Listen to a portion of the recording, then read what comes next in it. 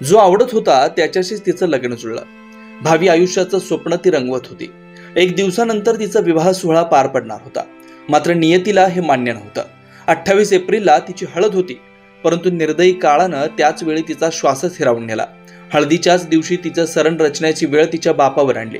निशब्द होऊन वडील व भावी पती तिच्या मृतदेहाकडे एकटक पाहतच होते. हे पाहून गावकऱ्यांचे सुद्धा डोळे पाणावले. ही दुर्दैवी घटना बल्लारपूर तालुक्यातील विसापूर येथे घडली. वैशाली महादेव गेडाम, वय 24, असं मृत पावलेल्या भावी वधूचं नाव आहे. तिला कावीळ आजार झाला होता.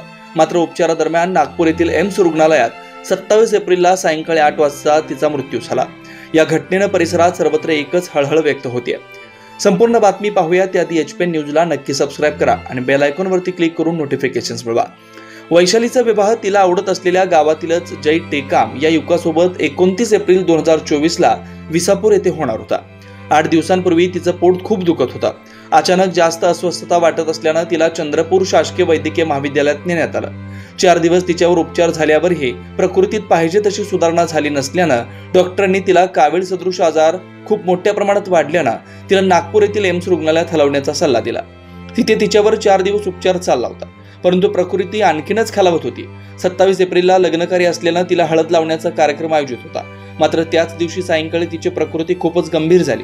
ही बाब गावकऱ्यांना माहीत झाल्यावर तिच्या उपचारासाठी सर्वांनी यथाशक्ती आर्थिक मदत केली, परंतु त्या मदतीचा काहीच उपयोग झाला नाही.